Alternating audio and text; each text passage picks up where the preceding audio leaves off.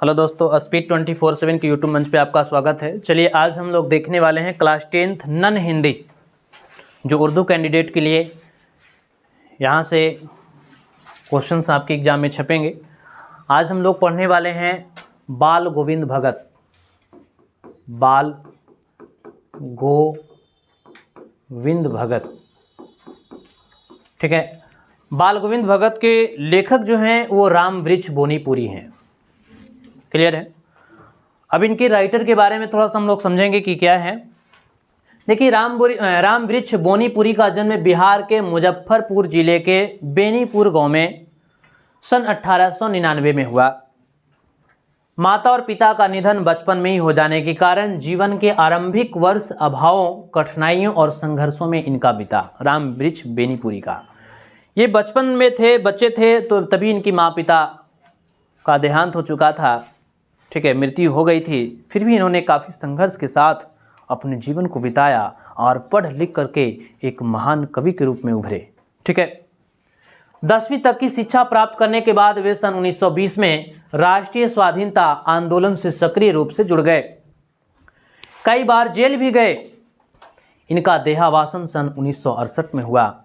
देहावासन यानी मृत्यु हो जाने के बाद इनका अपना पार्थिव शरीर जो है वो एक हॉस्पिटलाइज को कर दिया गया, यानी कि उसकी जो भी मरने के बाद जो इनका किडनी है, आँख हैं या और भी कुछ हैं बॉडी का हिस्सा, वो हॉस्पिटल वाला लेकर के चले जाते हैं जो किसी दूसरे के लिए यूज करने के लिए।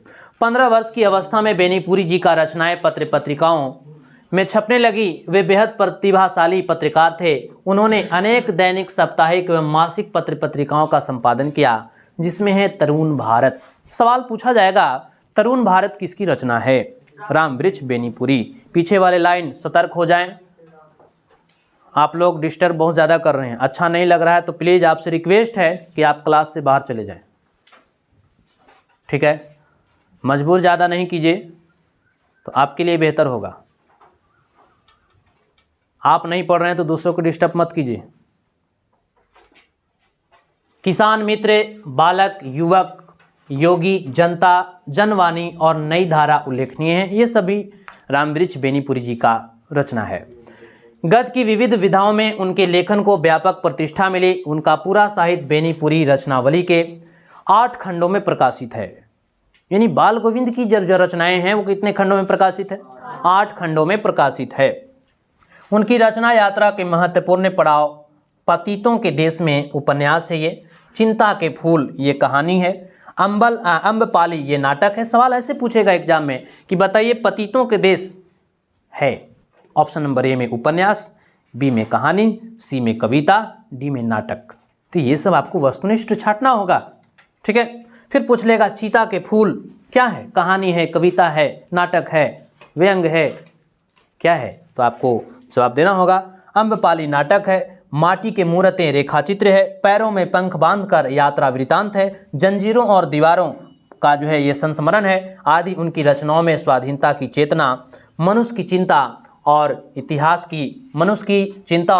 की युगानुरूप व्याख्या है। विशिष्ट शैलीकार होने के कारण उन्हें कलम और जादूगर कहा जाता है। यानी कि कलम का जादूगर किसे कहा जाता है? तो कलम का जादूगर जो कहा जाता है वो रामवृक्ष बेनीपुरी को कहा जाता है। रामवृक्ष बेनीपुरी को कहा जाता है कलम का जादूगर। यही हैं आपके रामवृक्ष बोनीपुरी। ये इनका आपका चित्र आपको दिखाई दे रहा होगा। ये रामवृक्ष बेनीपुरी जी हैं। अब देखिए रामवृक्ष बेनीपुरी का कुछ कहानी है, उनको थोड़ा सा समझेंगे। बाल गोविंद भगत रेखा चित्र के माध्यम से लेखक ने एक ऐसे विलक्षण चरित्र का उद्घाटन किया है जो मनुष्यता, लोक संस्कृति और सामूहिक चेतना का प्रतीक है। वेशभूषा या बाहरी अनुष्ठानों से कई सन्यासी नहीं होते। सन्यास का आधार जीवन के मानवीय सरोकार होते हैं। बाल गोविंद भगत इसी आधार पर लेखक को सन्यासी लगते हैं। यह पाठ सामाजिक रूढ़ियों पर भी प्रहार करता है। इस रेखाचित्र की एक विशेषता है, यह है कि बाल गोविंद भगत के माध्यम से ग्रामीण जीवन की सजीव झांकी देखने को मिलती है, सही झांकी देखने को मिलती है। ये रहा लेखक जी के बारे में। अब हम लोग चलते हैं इस चैप्टर में कि क्या है।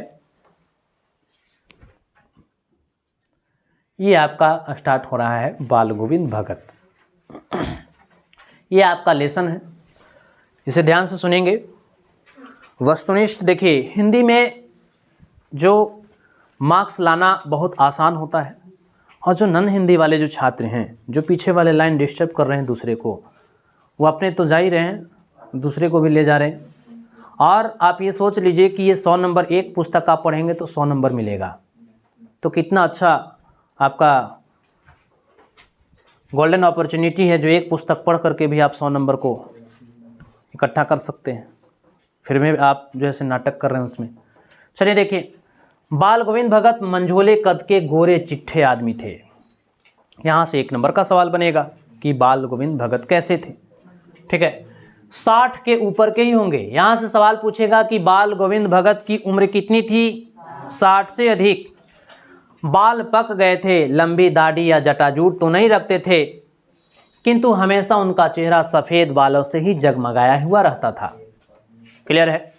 कपड़े बिल्कुल कम पहनते थे, कमर में एक लंगोटी और मात्र सिर में कबीरपंथियों किसी कनपट्टी टोपी पहनते थे। जब जाड़ा आता तो एक काली कमली ऊपर ओढ़े रहते थे बस।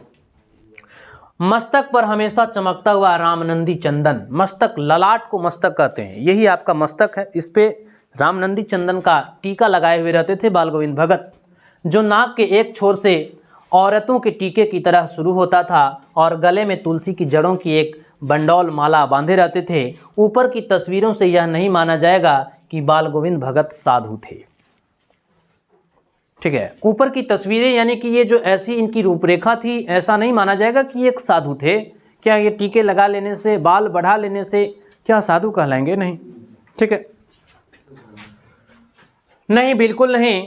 यह एक जो है वो गृहस्थ और उनकी गृहिणी के तो मुझे याद नहीं, उनके बेटे और पतोहू को तो मैंने देखा था, थोड़ी खेतीबाड़ी भी थी, एक अच्छा साफ सुथरा मकान भी था। यानी बाल गोविंद भगत क्या थे? तो बाल गोविंद भगत साधु थे, संत थे, किसान थे, यस, यानी गृहस्थ थे।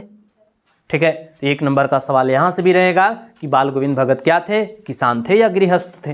ठीक है, किंतु खेतीबाड़ी करते थे, परिवार रखते भी बाल गोविंद भगत साधु थे। परिवार रखते भी बाल गोविंद भगत साधु थे, वो वाले साधु नहीं भगवाधारी ग्रहण कर लिए, बाल बच्चों बीवी को छोड़ दिया और अपने चल गए हैं कैलाश पर्वत पे, वो वाले साधु ये बाल गोविंद भगत नहीं थे। ठीक है, साधु की सब परिभाषाओं में खरे उतरने वाले कबीर के साहब मानते थे, उनके गीतों को गाते और उन्हीं के आदेशों पे चलते। यानी कबीर जो हैं उनके कथनी और करनी पर बाल गोविंद भगत चलते थे। कभी झूठ नहीं बोलते, खरा व्यवहार रखते, किसी को भी मुंह पे ही बोल देते थे। बात सही है, हर इंसान को वैसा ही होना चाहिए। बोलेंगे मुंह पे बुरा लगेगा, चाहे कुछ भी लगे, उसी समय के लिए लगेगा, लेकिन जो इंसान जस्ट उसके सामने मुंह पे बोलता है वो इंसान जो है सही होता है।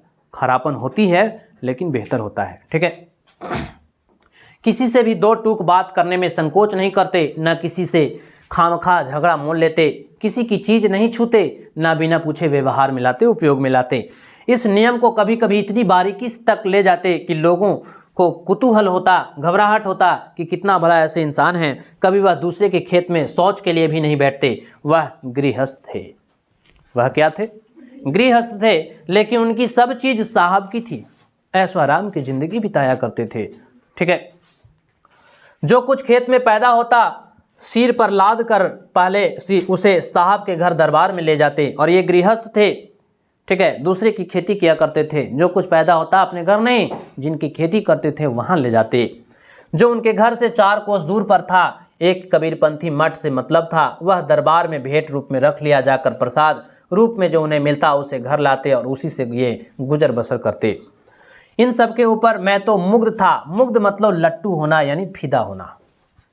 ठीक है, उनके मधुर गान पर जो सदा सर्वदा ही सुनने को मिलता, कबीर के वे सीधे साधे पद जो उनके कंठ से निकलकर सजीव हो उठते। और ये इनके ऊपर कौन मुग्ध थे? लेखक जी मुग्ध थे, फिदा थे। ठीक है, आषाढ़ की रिमझिम है, समूचा गांव खेतों में उतर पड़ा है। आषाढ़ के महीने में धान की रोपनी होती है। ठीक है, कहीं हल चल रहे हैं तो कहीं रोपनी हो रही है। धान के पानी भरे खेतों में बच्चे उछल रहे हैं, औरतें कलेवा लेकर के मेंढ पर बैठी है आसमान बादल से घिरा है, धूप का नाम नहीं, ठंडी पुरवाई चल रही है। ऐसे ही समय आपके कानों में एक स्वर तंत्र झंकार सी उठी और धान की रोपनी है।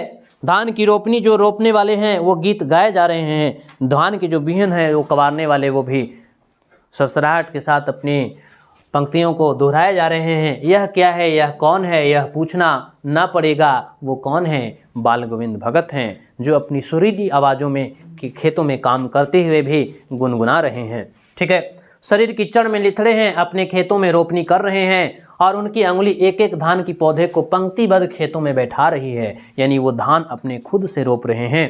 ठीक है, उनका कंठ एक एक शब्दों को संगीत के जीने पर चढ़कर कुछ को ऊपर स्वर्ग की ओर भेज रहा है और कुछ को इसी पृथ्वी पर मिट्टी पर खड़े लोगों के कानों की ओर ये उनकी जो गीतें हैं वो सुनाई दे रही है। बच्चे खेलते हुए झूम उठते हैं, मेंढ पर खड़ी औरतों के होंठ कांप उठते हैं, वे गुनगुनाने लगती हैं। वो सारी महिलाएं भी उनकी गीतों को सुन करके गुनगुनाने लगते हैं। हलवाहों के जो हल चलाने वाले हैं उनके ताल से उठने लगते हैं, उनका जो पैर जो है ताल से उठने लगता है, उनका भी पैर हिलना डुलना शुरू हो जाता है। रोपनी करने वाले की अंगुलियां एक अजीब क्रम में चलने लगती है। बाल गोविंद भगत का यह संगीत है या जादू है, यानी काफ़ी अच्छी सुरीली आवाज़ों में अपने संगीत को ये पिरोते हैं। भादों की वह अंधेरी अंधरतिया, अभी थोड़ी ही देर पहले मूसलाधार वर्षा खत्म हुई है। बादलों की गरज, बिजली की तड़प अपने कुछ नहीं सुना हो, किंतु अब झिल्ली की झंकार या दादुरों की टट्टर बाल गोविंद भगत के संगीत को अपने कोलाहल में डुबो नहीं सकती। उनकी खंजड़ी डिमक डिमक कर जो है डिमक डिमक बज रही है और वे गाते चले जा रहे हैं गोद में। और गा क्या रहे हैं, गाना का नाम, गाना का बोल है, गीत का बोल है, गोद में पियवा चमक उठे सखिया चिहक उठे ना। हाँ, पिया तो गोद में ही है, किंतु वह समझती है वह अकेली है। चमक उठती है, चिहक उठती है, उसी भरे बादलों वाले भादों की आधी रात में उनका यह गाना अंधेरे में आकाशमात कौंध उठने वाली जो है बिजली की तरह किसे न चौंका देता हो। तो यहाँ से सवाल पूछा जाएगा कि बाल गोविंद भगत जो थे वो गाने की बोल क्या था, तो गोदी में पिवा चमक उठे सखिया रे चिहुक उठे ना। ठीक है, ये गाना की बोल थी। अरे अब सारा संसार निस्तब्धता में सोया है, सारा संसार निस्तब्धता में खामोशी के साथ सो रहा है और बाल गोविंद भगत जो हैं वो अपने गीतों को टरटरा रहे हैं। बाल गोविंद भगत का संगीत जाग रहा है। जब लोग सोते हैं, 4 बजे 3 बजे की सुबह जब होती है तो लोग सोते रहते हैं, बाल गोविंद भगत उठ करके अपने जो है सरंगियों को गीतों के साथ टेरते रहते हैं। जग रहा है तेरी गठरी में लगा चोर मुसाफिर जाग रहा है। ठीक है, कार्तिक आया नहीं कि बाल गोविंद भगत की प्रभातियां शुरू हो गई। कार्तिक का महीना आया नहीं कि बाल गोविंद भगत की प्रभातियां जो है शुरू हो गई, जो फागुन तक चला करती है। प्रभातियां कहने का मतलब है बाल गोविंद भगत अपने सरंगियों को लेकर के और रोज़ सुबह सुबह निकल करके नदी के किनारे या तालाब के किनारे गीतों को गाते हुए जाते हैं। इन दिनों वह सवेरे ही, ये आपका पिक्चर कुछ दिखाई दे रहा होगा, ये हैं बाल गोविंद भगत। ठीक है, ये सवेरे ही क्षितिज उठते, ना जाने किस वक्त जाकर वह नदी स्नान को जाते और गांव से 2 मील दूर वहां से नहा धो कर के लौटते और गांव के बाहर ही पोखरे के ऊंचे भिंडे पर अपनी खंजड़ी लेकर के बैठे और अपने गाने टेरने लगते। यानी कि बाल गोविंद भगत स्नान करने के लिए 2 मील दूर जाते थे। यहाँ से 1 नंबर का सवाल बनेगा। शुरू से ही देर तक सोने वाला हूँ, किंतु एक दिन माघ की उस दांत किटकिटाने वाली भोर में भी उनका संगीत मुझे पोखर तक ले गया। लेखक जी को माघ के महीने में ठंड जो है कड़ाके की पड़ती है। इसको खोल दीजिए। ठीक है, अभी आसमान के तारों के दीपक बुझे नहीं थे। आसमान के तारे के दीपक यानी सुबह नहीं हुई थी, तारे टिमटिमा रहे थे, रात थी। खोल दीजिए गेट। कौन लगा दिया है, समझ गए? तो जिसकी लालिमा को शुक्र तारा और बढ़ा रहा था, खेत बगीचा घर सब कोहरा सा छा रहा था, सारा वातावरण अजीब रहस्य से आवृत मालूम पड़ता था। उस रहस्यमय वातावरण में एक कुश की चटाई पर पूरब मुंह काली कमली ओढ़े बाल गोविंद भगत अपनी खंजर लिए बैठे थे। यानी कि सुबह का जो वक्त था, तारे जो हैं गायब भी नहीं हुए थे, यानी सूरज की लालिमा भी नहीं निकली थी, और फिर भी बाल गोविंद भगत उस सुबह की टाइम में वो गाते चले जा रहे थे। बैठे थे, उनके मुंह से शब्दों का तांता लगा था, उनकी अंगुलियां खंजरी पर लगातार चल रही थी। गाते गाते इतने मस्त हो जाते, इतने सुरूर में आ जाते, उत्तेजित हो उठते कि उनका मालूम होता अब जो है खड़े हो जाएंगे। कमली तो बार बार सिर से नीचे सरक जाती। मैं जाड़े से कांपता रहा था, किंतु तारे की छांव में भी उनके मस्तक के श्रम बिंदु जब तक चमक ही पड़ते। गर्मी में उनकी सांझा कितनी उबस भरी शाम को न शीतल करती। अपने घर को आंगन में आसन जमा बैठे हैं, और अपने घर के आंगन में भी आसन जमा करके वे बाल गोविंद भगत बैठे हैं। उनके कुछ प्रेमी भी जुट जाते हैं, उनके कुछ गीतों को सुनने वाले, उनकी जो सुरीली आवाज़ है उनको सुनने वाले लोग भी जुट जाते हैं। खंजड़ियों और करतालों की भरमार हो जाती है। एक पद बाल गोविंद भगत कह जाते हैं, उनकी प्रेमी मंडली उसे दोहराते तिहराते रहते हैं। धीरे धीरे स्वर ऊंचा होने लगता है और एक निश्चित ताल, एक निश्चित गति से उस ताल स्वर के चढ़ाव के साथ श्रोताओं के मन भी ऊपर उठने लगता है। सुनने वाले जो होते हैं उनका भी मन गदगद हो जाता है। धीरे धीरे मन तन हावी हो जाता है। होते होते एक क्षण ऐसा आता है कि बीच में खंजरी लिए बाल गोविंद भगत नाच रहे हैं, गा रहे हैं और खंजरी लेकर के नाचने लगते हैं। उनके साथ ही सबके तन और मन नृत्यशील हो उठते हैं। सारे लोग जो उनके श्रोतागण हैं वो सब लोग झूमने लगते हैं। आंगन नृत्य और संगीत से ओतप्रोत हो जाता है और आंगन जो है एकदम संगीत की दुनिया बन जाती है। बाल गोविंद भगत की संगीत साधना का चरम उत्कर्ष उसने उस दिन देखा गया जिस दिन उसका बेटा मरा। यानी बाल गोविंद भगत की संगीत की साधना को देखिए कि उनका चरम उत्कर्ष यहाँ देखा गया कि जब उनके बेटे भी मर गए फिर भी अपने संगीत को वो छोड़े नहीं, अपनी संगीत साधना में मस्त रहे। इकलौता बेटा था, वह कुछ सुस्त और बोदा सा था। बोदा का मतलब कम बुद्धि वाला व्यक्ति को बोदा कहते हैं, ठीक है। किंतु इसी कारण बाल गोविंद भगत उसे और भी मानते थे। बाल गोविंद भगत अपने बेटे को इसी कारण मानते थे, क्यों? क्योंकि वो बोदा सा था, कम बुद्धि वाला इंसान था, इसलिए बाल गोविंद भगत अपने बेटे को काफ़ी मानते थे, ठीक है। उनकी समझ में ऐसी आदमियों पर ही ज़्यादा नज़र रखनी चाहिए या प्यार करना चाहिए, क्योंकि ये निगरानी और मोहब्बत के ज़्यादा हकदार होते हैं। बड़ी साध से उनकी शादी कराई थी, बड़े साधों के साथ, चूँकि बोदा था, कम बुद्धि वाला आदमी था। बहुत किसी तरह से मशक्क़त करने के बाद अपने बेटे को ब्याह करवाए थे, शादी कराई थी। पतोहू बड़ी ही सुभग और सुशील मिली थी। पतोहू जो है बहुत कर्मशील संस्कारी मिली थी, ठीक है। जब सुनिएगा इस कहानी को बहुत मज़ा आएगा। घर की पूरी प्रतिभा बनकर भगत को बहुत कुछ दुनियादारी से निवृत्त कर दिया था उसने, ठीक है। उनका बेटा बीमार है। किनका? बाल गोविंद भगत का। इसकी खबर रखने की लोग तो कहाँ फुर्सत, किंतु मौत से अपनी ओर सबका ध्यान खींचकर ही रहती है। हमने सुना है बाल गोविंद भगत का बेटा मर गया है। किसने सुना? लेखक जी ने, रामवृक्ष बेनीपुरी ने।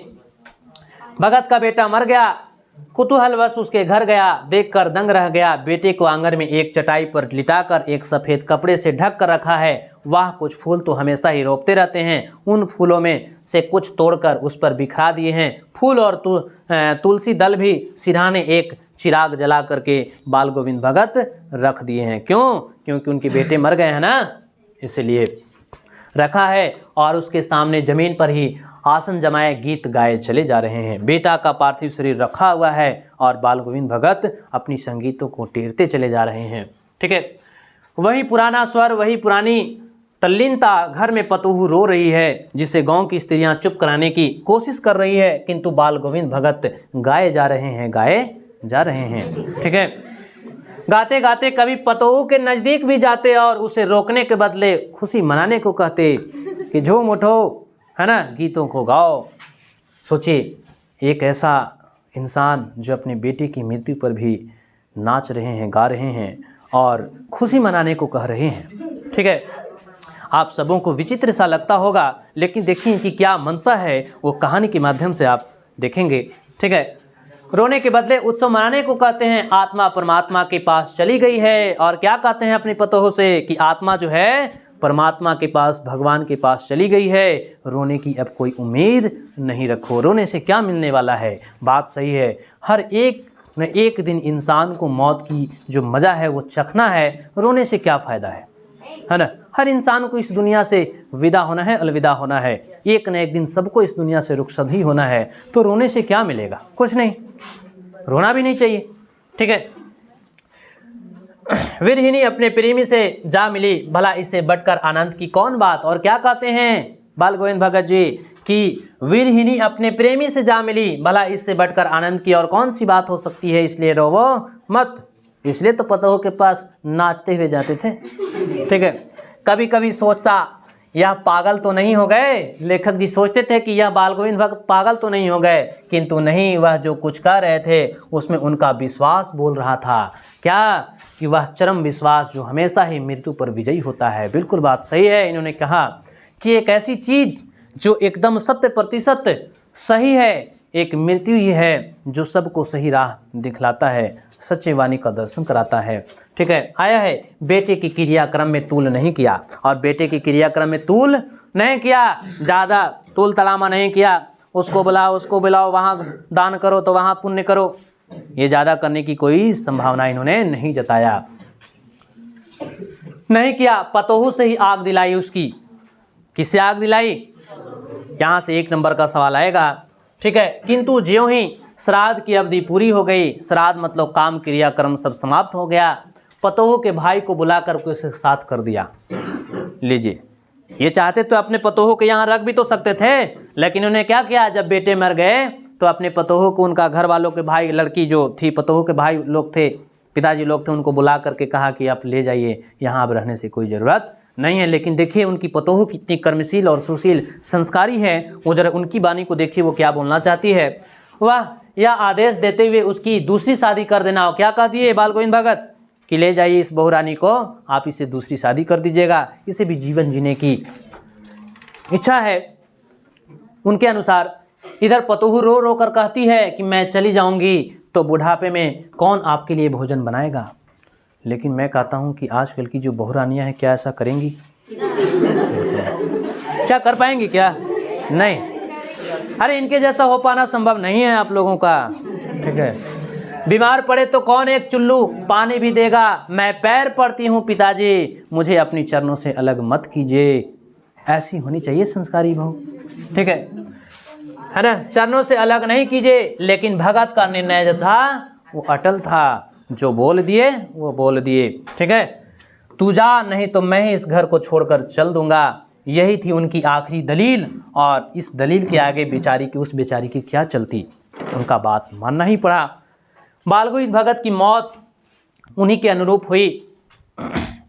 वह हर वर्ष गंगा स्नान करने जाते, स्नान पर उतनी आस्था नहीं रखते जितना संत समागम और लोक दर्शन पर रखते।